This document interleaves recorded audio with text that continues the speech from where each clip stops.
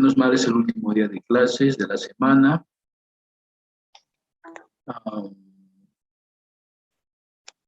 Vamos a terminar este tema de lo que es auditoría, que yo lo veo sumamente importante, ¿ya? Porque inclusive auditores con mucha experiencia han tenido algunos inconvenientes, ¿ya? Y les comento una experiencia propia. Más o menos hace unos 7 años me nombraron presidente del comité de auditoría del sistema bancario, ¿no? Delegado por la ASFI, para revisar los informes que hacían los auditores internos de los bancos. Y el error principal y común que cometían era que los auditores ponían de que su auditoría la habían hecho en base a las normas de auditoría generalmente aceptadas. Entonces yo los llamo a una reunión y les digo, miren, no sé cómo la ASFI, porque al igual que los informes del sector público, de los auditores internos, de los auditores externos, va a la Contraloría, todos los informes que hacen los auditores internos de los bancos van a la ASFI, ¿ya? Pero antes de que vaya a la ASFI, esos informes tienen que ser aprobados por los comités de auditoría de los bancos.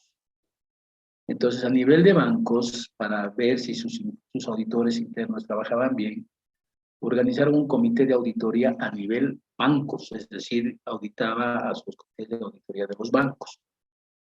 Entonces, el error fundamental que ponían era que todas las auditorías se hacían era en base a las NAGA. Y les digo, a ver, muéstrenme una NAGA que me hable la forma del informe que están haciendo ustedes. Ustedes en la práctica hacen auditoría especial y las NAGAs no regulan la auditoría especial. ¿Qué están haciendo ustedes? Fíjense, están viendo cumplimiento. En todos los casos que han hecho los informes son de cumplimiento. Entonces, estas auditorías se han hecho porque un cajero se ha llevado plata, por decir, o ha hecho mal uso del dinero, pagando pasanacus, o un oficial de microcrédito se ha inventado datos de un prestatario, y en todo le ponían NAGA. Digo que no hay NAGA, ¿ya? Y tampoco hay normas de auditoría especial para ustedes, sector privado. Por lo tanto, deberíamos cambiar lo que es la parte introductoria de los informes, porque ustedes no hacen auditorías financieras. Para empezar, nunca han hecho un dictamen de auditoría ustedes, ¿no? Ellos hacen pura auditorías especiales. Y lo hacen con el formato del auditor interno de la ASFI.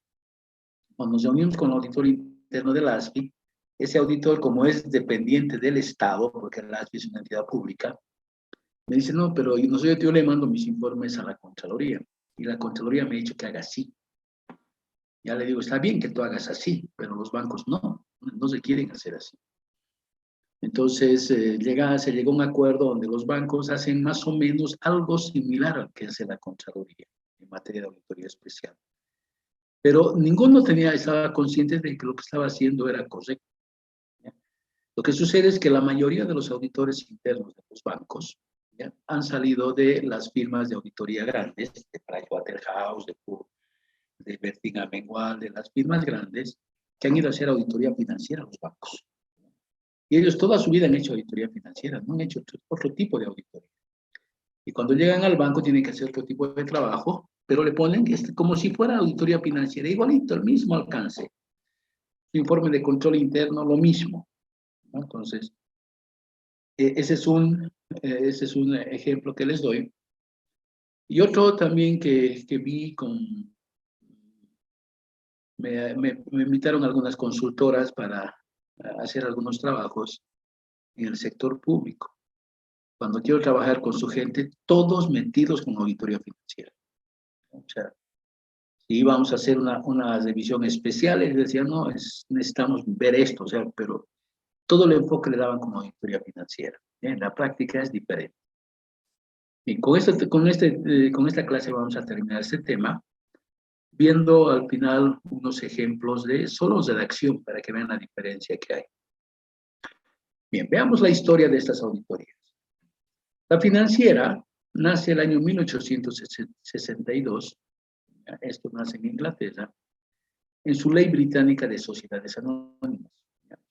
Esta ley ha servido de base para que todos los países del mundo, más o menos, tengan el mismo esquema de regulación y control de las sociedades anónimas. Por si acaso, las sociedades anónimas son las entidades más grandes, hablando comercialmente, y son las únicas facultadas para participar del mercado de valores. En Bolivia, por ejemplo, las sociedades anónimas son las que pueden participar del mercado de valores.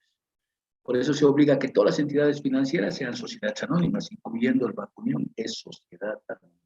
¿Ya? Pues, ¿qué disponía esta ley británica? ¿Ya? Que los dueños, que forman parte de la Junta de Accionistas, que se reúnen una vez al año, tienen que tener sus ojos, es decir, la persona que fiscaliza y revisa y atenta. Y los dueños nombran cada año un síndico. El síndico es una persona que tiene acceso irrestricto a toda la entidad. ¿Ya? Porque es el representante del dueño para revisar lo que hace la entidad. Y el dueño, digo, el gerente general, decía, yo estoy medio desprotegido porque bajo el gerente general está el gerente administrativo y de él normalmente depende el contador. Dice, yo no sé lo que hace mi gerente administrativo y no sé lo que hace mi contador, porque ellos son los que manejan la empresa. Yo puedo sacar políticas, pero ellos no sé. Y por lo tanto, para tener algo de control, yo requiero que venga un contador independiente para revisar lo que haga el contador de la empresa. Entonces, ahí es donde surge el contador público independiente. Es que tiene que venir de afuera a revisar lo que hacía el contador para informarlo al gerente general. Ahí es lo que nace el auditor externo. Ahora, la auditoría operativa, en la práctica, nace si bien el año 1900, pero se formaliza el año 1921 en Estados Unidos. En Estados Unidos, el año 1900, nace la Contraloría del Gobierno Federal de los Estados Unidos. Y a inicios de ese siglo, nace una consigna, ya la doctrina Monroe, que determina que América es de los americanos. Entonces, todo lo que hacen los americanos tenían que hacerse en América. ¿Ya? Y el año 1921, en Estados Unidos, instituyen lo que es el auditor interno. Como dependiente, ¿ya? Ese auditor interno le pagaba a la empresa pública, las instituciones públicas, pero dependían de la Contraloría, de la Contraloría del Gobierno Federal de Estados Unidos. Y esto se reglamenta a partir del año 1921. En Bolivia, simplemente el año 1928, con el nacimiento de la Contraloría, pero lo que se hace aquí no se le da el nombre de auditor interno, se le da el nombre de interventor. Y esos interventores dependían de la Contraloría les pagaba el sueldo, pero ellos estaban en la parte administrativa, es decir, que no salía un cheque de la administración pública, ya sea alcaldía, ya sea yacimientos, ya sea yo era boliviano de esa época, si no firmaba este interventor. En otras palabras, estaba metido en el tema administrativo. ¿Ya? Y esto fue hasta el año 1990, que sale la ley SAPCO. Y cambia este concepto de auditoría, ¿no? A partir del año 1990, la auditoría es control externo posterior. Esto aplican todos los bancos, aplican todo el sector regulado.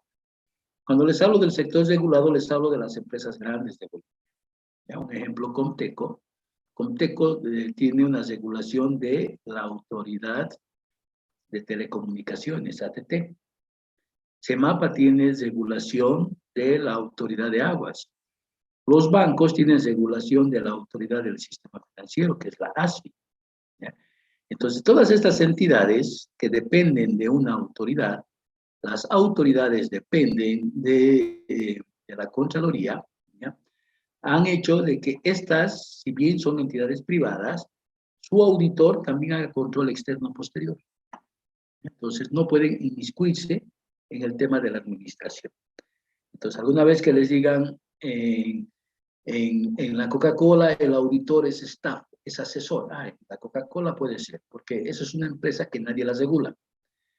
Pero ¿qué pasa en el Banco Central?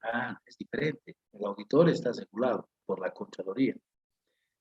El auditor de la ASFIC por la Contraloría. El auditor del banco por la ASFIC. Entonces, todas estas personas hacen que sean regulados y tengan un control externo posterior. ¿Ya? Y esto nace el año 1990 y ahí nace la auditoría especial también. ¿Ya? En cambio, la auditoría forense, esto en Bolivia, ¿ya? Aclararemos esto porque esto es en Bolivia. Resulta que el año 2004 hemos dicho que nace el IDIF en Sucre. Y este IDIF, cuando nace, tiene una división especial donde se habla del auditor forense. Entonces, el auditor forense en Bolivia nace el año 2004 como una necesidad del Ministerio Público para emitir pruebas preconstituidas en materia penal. ¿Ya? Al igual que hace el médico forense, ¿no? Ayer veía un reportaje al IDIF y sobre todo los médicos forenses.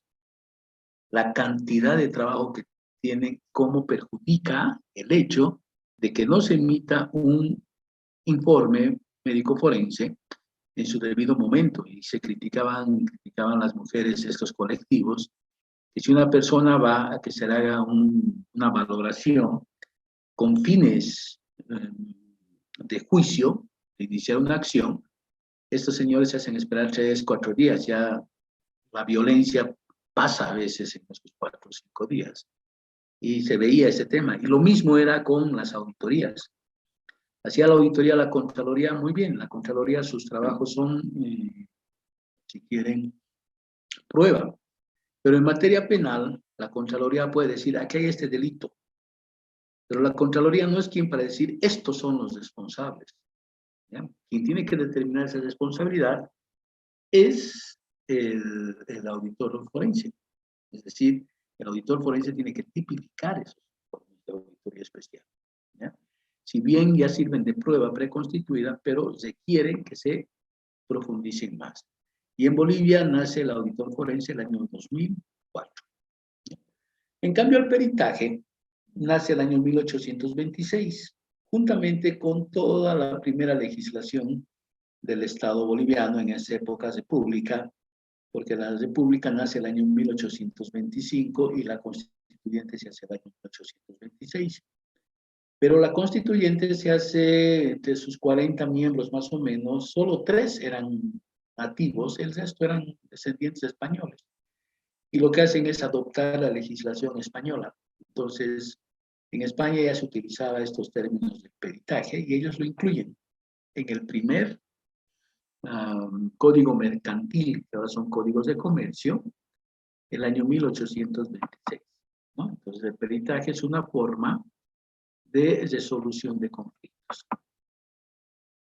Ahora bien, cuando hablamos del acceso a papeles de trabajo, es decir, a los trabajos a los papeles del auditor, la auditoría financiera no se puede ingresar a los papeles de trabajo, a no ser que la firma los quiera prestar de manera voluntaria. Pero normalmente no presta. Por decir, en el banco, han hecho una auditoría financiera, este año está haciendo la Price, pero el año pasado ha hecho Bertín Amengual. Entonces la Price quiere cerciorarse de algunos hechos que ha hecho la Bertín, entonces le pide sus papeles que le preste. Y Bertín normalmente dice no, no se presta. Lo mismo ocurre cuando un juez o un fiscal le pide a la Contraloría acceso a sus papeles. La Contraloría dice, tiene acceso al informe, pero no a los papeles. Los papeles son de propiedad de la Contraloría. ¿Ya? Pero la Contraloría tiene acceso a los papeles de trabajo de las firmas privadas, de los auditores internos, que han hecho auditorías en el sector público, pero solo hasta ahí, solo del sector público. Pues, ¿qué pasa una firma que ha hecho la Coca-Cola? No, si esta firma no quiere, no presta a nadie sus papeles. Entonces, como es una empresa privada, estrictamente privada, no regulada, ¿ya? Entonces esta empresa, al igual que en Estados Unidos, inclusive en Estados Unidos ellos pagan un poco más de dinero por guardar su fórmula, ¿ya? Es decir, que ni los servicios de sanidad en Estados Unidos pueden saber la fórmula que tiene la Coca-Cola. ¿Ya? ¿Por qué? Porque no hay quien le controle. Igual es en Bolivia, ¿ya? Entonces, ¿qué sucede? La Contraloría puede acceder a los papeles de trabajo de firmas privadas, de auditores internos, pero siempre y cuando estén hechos en el sector público. Impuestos nacionales también pueden entrar a los papeles de trabajo, pero solamente de los procedimientos tributarios o de del dictamen tributario. Ya no puede entrar a otra cosa, solo a la parte tributaria. La operativa, por analogía, es exactamente lo mismo. Esos papeles normalmente no se prestan, ¿ya? Pero ¿qué pasa en una especial? Una especial que ya se va a someter a un juicio. La ley prevé que todo el mundo tiene derecho a una legítima defensa. Entonces, normalmente cuando a mí me llega un informe con indicios de responsabilidad, yo quiero saber por qué estoy ahí con esa responsabilidad. Y puede decir que en el informe por haber autorizado. Y dice, ¿dónde autorizado? Quiero saber, entonces quiero ver los papeles. Pues la Contraloría agarra y le manda una nota y le dice, está bien, puede venir a ver los papeles, pero solo a ver. No a sacarse fotocopia, no a sacarle fotografía, solo a ver, porque son de propiedad del auditor, pero como es un tema judicial, le podemos dar acceso, venga con su abogado, o si quiere personalmente, y le vamos a prestar, solo para que vea y si quiere toma apuntes, ¿no? Para que ejerza su legítima defensa judicial, ¿no? En cambio, la forense y el peritaje, de acuerdo a una ley que sale en 2004, una ley del proceso administrativo, en la época de que se cambia la función de delegados anticorrupción por delegados de transparencia, se establece que los procesos judiciales son de orden público y por lo tanto todos deberían tener acceso a esa información y a esa documentación. En cambio, en el tema judicial, lo que se establece, y en el tema fiscal, es que todos tienen acceso siempre y cuando demuestren legítimo interés. ¿Qué significa ese legítimo interés? Entonces, por ejemplo, hay un proceso contra una persona en la justicia y un periodista quiere ver los papeles. Entonces, el periodista puede ir a la fiscalía, al órgano judicial, y decirle al secretario del juzgado que le preste los papeles. Entonces, el secretario del juzgado le va a decir, está bien, pero no puede sacar los papeles del edificio. Y el periodista dice, yo quiero una copia de ese documento. Entonces le dice, sí, entonces venga mañana y uno de los funcionarios, uno de los auxiliares, le va a acompañar a la fotocopiadora para que se saque fotocopia. Y usted paga.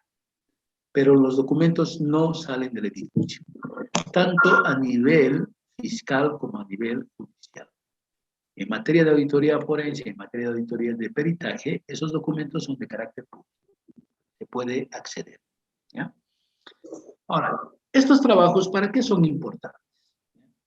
En Bolivia, la auditoría financiera, si vamos a hablar de lo que es la estructura empresarial en Bolivia, vamos a ver que casi el 70% de las empresas que existen en Bolivia son unipersonales.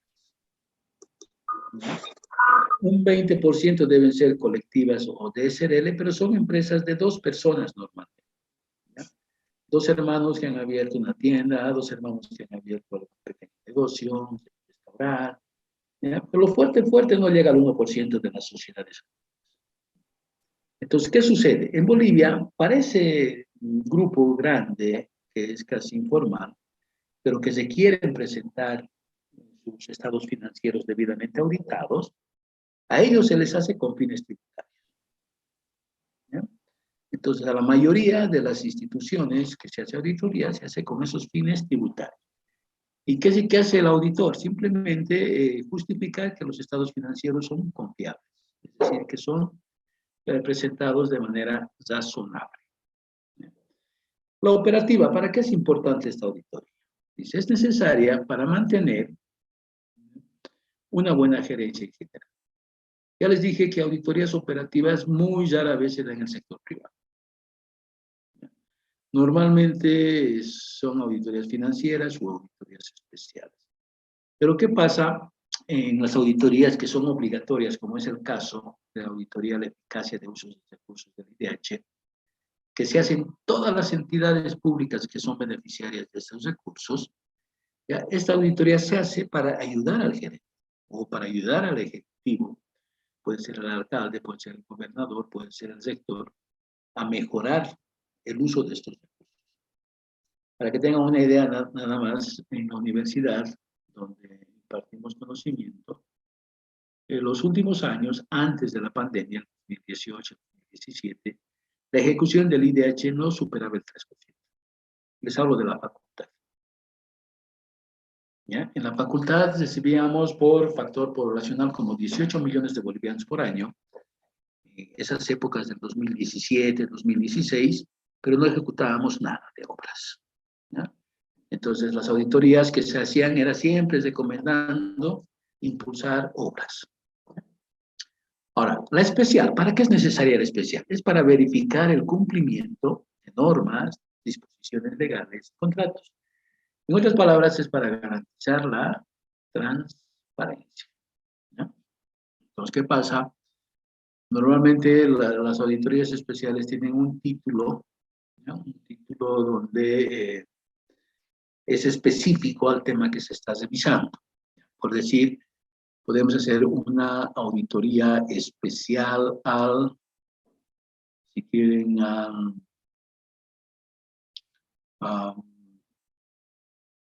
al registro de asistencia del personal. Le ponemos la universidad, el personal docente en la universidad. En la universidad ha salido una resolución rectoral donde dice así se debe demostrar que se ha trabajado y hay con esa demostración se les va a pagar el salario. Listo. Es una resolución cortita de 2 horas. Pero es una disposición, una norma. Entonces la Contraloría puede ir a ver el cumplimiento de esa norma. El auditor interno puede ver el cumplimiento de esa norma. ¿Ya?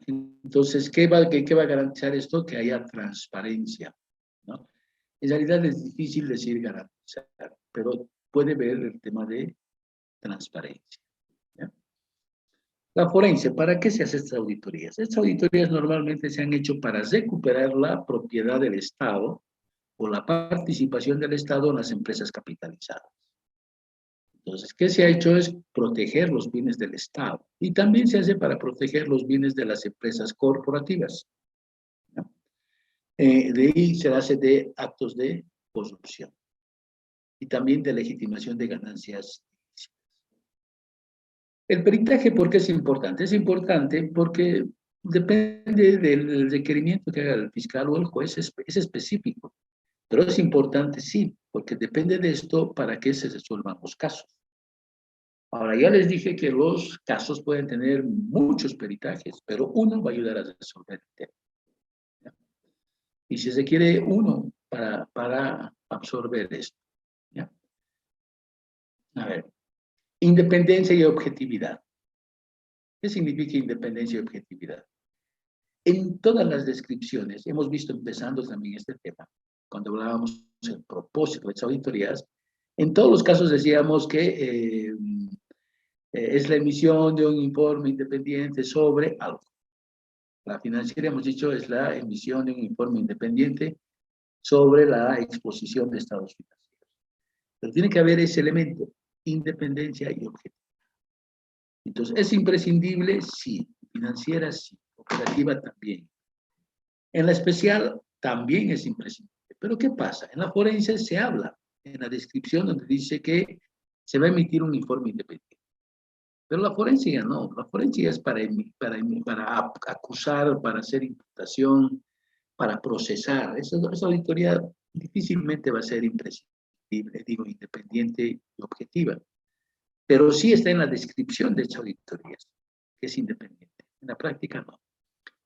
El peritaje sí es independiente, porque el perito jura ante el juez, ante el fiscal, que va a hacer su trabajo de manera imparcial. ¿ya? Y va a decir solo lo que corresponde, sin necesidad de parcializarse con nadie, ¿ya? Ahora, producto de estas auditorías, ¿qué legajos armamos o formamos? ¿Ya? En la auditoría financiera, estas auditorías ya, prácticamente han adoptado la metodología de la Contraloría. Pero la Contraloría ha adoptado la metodología de las grandes firmas de auditoría. Entonces, cuando se restableció las funciones de control externo posterior de la Contraloría del año 90, ese año vinieron a Bolivia los consultores que eran financiados por USAID. USAID es una agencia de desarrollo de Estados Unidos que pagaba a estos consultores, que normalmente provenían de la Argentina, del Perú, de Colombia, de México, y de firmas de auditoría grandes, BDO, después Cooper, Lybrand, Pricewaterhouse, antes estaban separados. Y estos señores vinieron a hacer a la Contraloría todos sus manuales, todos sus reglamentos. De ahí es donde surge que debe haber 4 legajos en la auditoría financiera, ¿no? Hay el legajo permanente, que normalmente lo armamos cuando hacemos las actividades previas, antes de iniciar la auditoría. Este legajo de planificación, que están los documentos de la planificación. La planificación se divide en 2, planificación permanente y planificación cociente. También está el legajo cociente, donde guardamos toda la ejecución de las pruebas sustantivas, es decir, la revisión de los saldos, de los rubros contables. Y finalmente está el legajo resumen, donde guardamos todos los antecedentes para la emisión del informe, para la emisión del dictamen, ¿no? Entonces, esos 4 legajos sí son prescindibles en la auditoría financiera.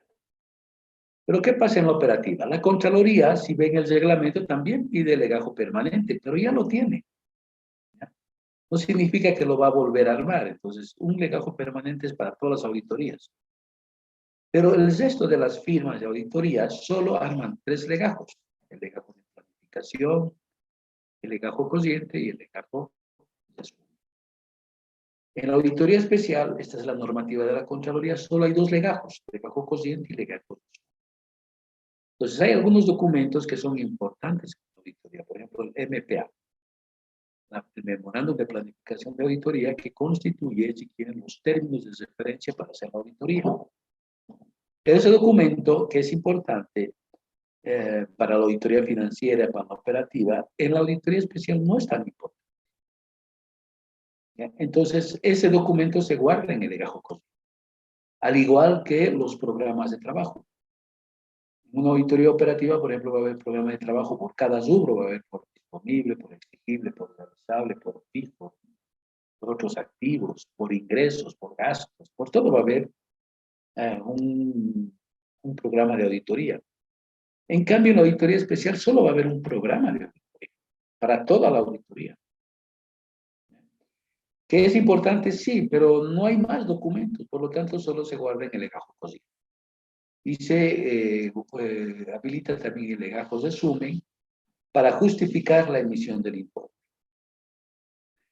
En la forense solo se hace legajo cociente. Y debe guardarse este legajo cociente si es que es en la fiscalía, en el cuaderno de investigación. En la fiscalía los documentos se archivan en este documento que se llama cuaderno de investigación, que empezando el proceso se guarda en un folder, en Paco, y a medida que va entrando los documentos se van poliando en ese orden. El primer documento es la denuncia, si quiere, y a partir de ello se va dando la correlatividad. Entonces puede ser que los papeles del auditor forense llegue y dice: aquí están mis documentos y mis papeles. El fiscal o su asistente le dirá: sí, estamos en la folio 872. Entonces el auditor tiene que empezar a poner 873, 874. Y lo mismo si es el órgano judicial, ¿ya? Entonces en el órgano judicial se llama expediente judicial.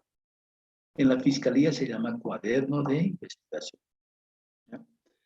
Lo mismo ocurre con el peritaje, ¿no? Se guarda en el cuaderno de investigación o en el expediente judicial si es la fiscalía. Ahora bien, cuando encontramos estas deficiencias o las observaciones que son de control interno, En una auditoría financiera normalmente tienen los 5 atributos de condición, criterio, causa, efecto y las recomendaciones. Y hemos visto de qué se trata cada uno de estos, ¿no? Pero ¿qué sucede en la operativa? En la operativa puede ser que el criterio no exista. ¿Ya? Estamos revisando una serie de actividades, pero que no están escritas, no tienen reglamentos, no tienen manuales, no tienen instructivos, y funciona de acuerdo a la política del ejecutivo. ¿Ya? Y un elemento de estos es algo que siempre he criticado en la universidad, por ejemplo, en nuestra facultad, todos los procesos de inscripciones siempre son un problema. El día de hoy siguen inscribiéndose. Se supone que hasta el próximo fin de semana deberían hacer examen. Pero siguen inscribiéndose. Entonces, todas estas y aspectos negativos no están descritos en el documento. Entonces, recibimos, por ejemplo, un comunicado, ¿ya? En grupos obligatorios, que es grupos de docentes, y nos hablan, nos mandan un comunicado, nos dicen que tengamos paciencia, que hoy día pueden inscribirse más alumnos, pero ¿y qué pasa? Ya se ha pasado más de cerca de un mes de clases y siguen inscribiendo, siguen moviéndose, pero eso no está formado en ninguna parte, ¿ya? Por lo tanto no tiene criterio. Y si hacemos auditoría a eso, ¿ya? Obviamente encontramos el problema en la condición, encontramos lo que sucede, ¿no? Pero no podemos decir, esto está vulnerando qué norma. Pero hay una causa, sí, en este caso no hay norma. El efecto sí trae problemas, académicos, de toda índole. Pero no podemos recomendar y obligar una implantación de algo que no está debidamente fundamentado o escrito. Por lo tanto, después de cada informe, cada deficiencia de una auditoría operativa, se pide el pronunciamiento del ejecutivo. Se pregunta si está de acuerdo con la observación y si se compromete a implantar. ¿Ya? Entonces, al margen de la recomendación viene el procedimiento del ejecutivo. Porque hay ejecutivos que dicen, no, como no está normado, no lo hago. ¿Ya? La especial, si es una deficiencia de control interno, va a tener los 5 atributos de condición, criterio, causa, efectos, recomendación. Pero si es un informe de responsabilidades, solo va a tener condición, criterio, efecto.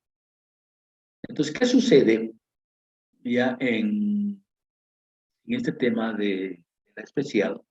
Yo normalmente les hablo como si se tratara de un informe de responsabilidades, que es lo lógico que debería salir. En la Contraloría, el grupo de auditores o el auditor que sacaba, cuando le mandaban a hacer un informe de auditoría especial, venía con un informe de control interno, era como algo mal visto, digamos, ¿no? O sea, sabemos que estamos en un país bastante complejo, donde la corrupción, donde la irregularidad está presente, entonces todos los informes deberían ser de responsabilidad. Pero si sale con control interno, tiene que poner esos 5 atributos. Y si sale de responsabilidades, condición, criterio y efecto. ¿Ya?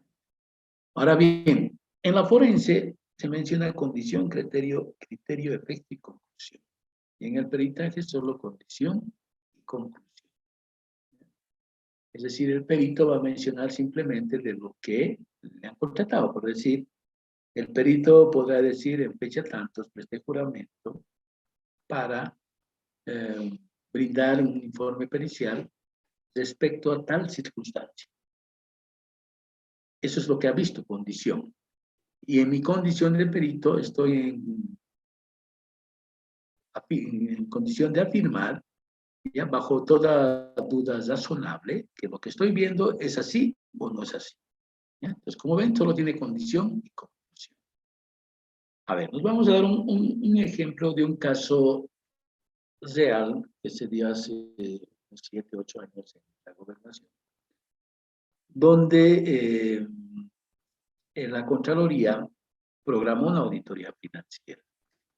Y estas auditorías financieras son consensuadas, ¿ya? Es decir, que la Contraloría el mes de octubre le manda una nota al gobernador, le dice, vamos a entrar a hacer la auditoría financiera. Y le pedimos que al 31 de diciembre no existan recursos para recontar que toda esa plata esté depositada en las cuentas bancarias. Le pedimos que no haga movimientos después de las 3 o 4 de la tarde, ¿ya? Para que no entorpecer el... Le pedimos que organice sus almacenes, sus inventarios, cosa de que el auditor tenga menos trabajo, ¿ya? Entonces, en el tema del efectivo, eso sí, el auditor va a ir a contar a fin de año, porque el saldo que está expuesto en el estado financiero, en el balance general, de caja, tiene que ser el mismo que esté en el mismo que esté en el arqueo, ¿ya? Pero a pesar de haber consensuado, de haber hablado, el equipo de auditores va a las 5 de la tarde del día 31 y agarra y hace arqueo y encuentra que no existían 100.000 bolivianos. Entonces, como era una auditoría financiera, el auditor saca los datos para hacer la deficiencia y después se tiene que organizar una auditoría especial. Mira, porque la auditoría financiera tiene otra finalidad. Entonces, ¿cómo redactamos esto desde la óptica de estos tipos de auditoría? Por ejemplo, la financiera. Existen algunos conceptos o algunas frases que son típicas de la auditoría financiera. Normalmente el auditor comienza describiendo la condición como evidenciamos, constatamos, determinamos, verificamos. En este caso estaba así. Evidenciamos que en fecha 31 de diciembre del año en curso, en el arqueo practicado a la responsable de caja se determinó un faltante de bolivianos 100. Dichos recursos corresponden a las recaudaciones de la semana. ¿Cuál es el criterio? Las normas básicas de tesorería y crédito público establecen que las recaudaciones deben ser depositados en su integridad en las cuentas fiscales de la institución al día siguiente de su recaudación. Por lo expuesto, el saldo expresado en la cuenta disponible se encuentra sobrevalorado en el importe mencionado. Como ven, aquí está la condición, está el criterio y está el efecto, ¿ya? No les hablo de la recomendación, no les hablo de la causa, a qué se debe. Pero la redacción de una financiera es así. ¿Qué pasa si esto fuera una auditoría operativa? ¿Ya? Normalmente el auditor aquí no toma ninguna precaución en cuanto a la redacción. Y puede escribir así, ¿ya? Constatamos, mediante el arqueo de caja practicado, un faltante de bolivianos 100. Los fondos mencionados debían ser depositados a las 24 horas de producirse la recaudación. Lo mencionado, aquí ya la causa, ¿ya? Es diferente a la de la financiera, ¿no? Aquí el problema es que la entidad no tiene procedimiento. Lo mencionado se debe a que la institución carece de procedimientos establecidos para el manejo y administración de tesorería. Por lo expuesto, la falta de normativa escrita ocasiona la dilución de las responsabilidades de los funcionarios de la institución. Y eso es lo que ocurre. Si no está escrito, entonces no se sabe quién es el responsable. Y esto cuando se hace la especial, ¿ya?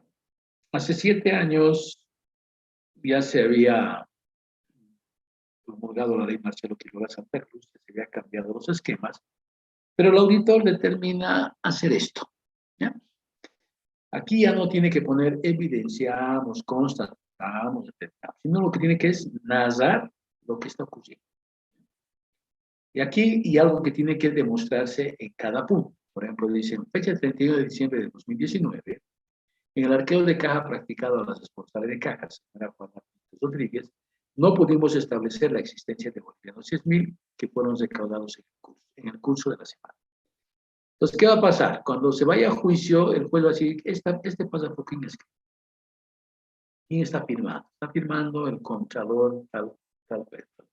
Esta persona está afirmando que en fecha 31 no ha habido este dinero.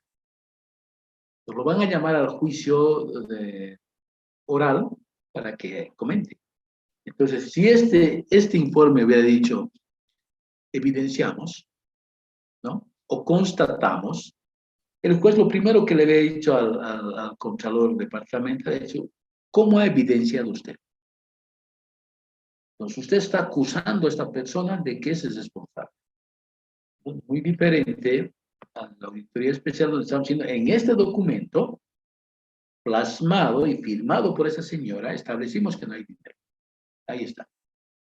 Entonces, ahora hay una norma, ¿no? Dice, las responsables de las recaudaciones de las entidades públicas deben depositar la totalidad de las recaudaciones al día hábil siguiente al defecto de la recaudación, tal como establecen las normas básicas de tesorería y crédito. Además de que la Contraloría le pidió al Ejecutivo, ¿no? a su jefe, de que no haya plata. Pero en especial el auditor determinó simplemente responsabilidad civil. Por los puestos se determina la existencia de responsabilidad civil por la suma de bolivianos 100.000 equivalentes a 14.367.82 dólares americanos contra Juana Pinto Rodríguez, cajera de la institución. ¿Por qué? Porque ella era la responsable de eso. Pero veamos la forense ya es diferente. La forense es todo penal. En el arqueo practicado el 31 de diciembre de 2019, a la caja principal de la institución se establece un faltante de bolivianos 100.000, situación atribuible a la señora Juana Pinto Rodríguez, cajera de la institución, que por negligencia no realizó depósito de dinero recaudado durante la semana, cuando su responsabilidad era efectuar de manera diaria las recaudaciones del día anterior. La acción de la señora Juana Pinto Rodríguez está tipificada como incumplimiento de deberes, conducta antieconómica, acciones tipificadas como delitos en el Código Penal, con grave daño económico al Estado. Se sugiere además la inclusión dentro de las investigaciones al director de finanzas, señor Juan Pérez Achá, por no ejercer la supervisión correspondiente tal como establece el manual de cargos de la institución y sea con la aplicación de los mismos.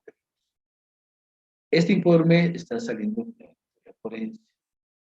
Esto es como si fuera prueba. Hay prueba de que la señora Juana Pinto no ha depositado dinero y se ha perdido. Hay prueba, también se va a servir de prueba de que el señor Juan Pérez, que era el director de finanzas, no ha ejercido la supervisión. Y a los dos hay que hacerles por los mismos delitos, cumplimiento de deberes y conducta antieconómica. ¿Alguna duda, alguna pregunta hasta acá?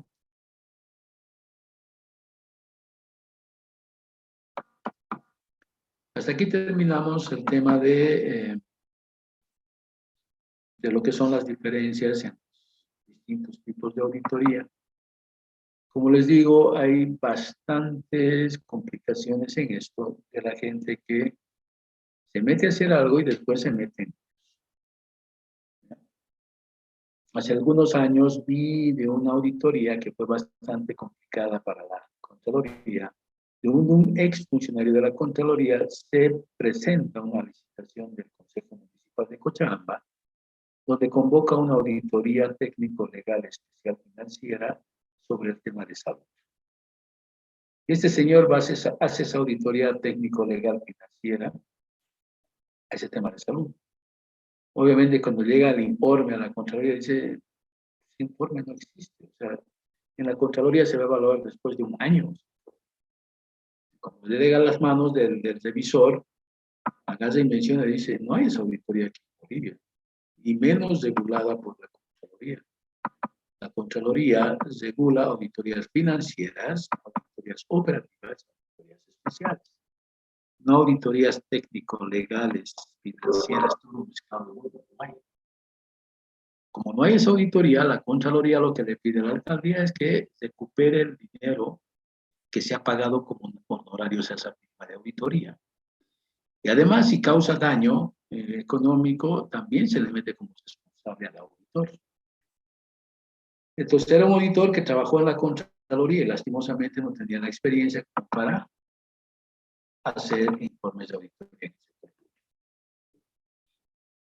Bien, si no hay preguntas, quedamos aquí. Cuídense hasta el día lunes.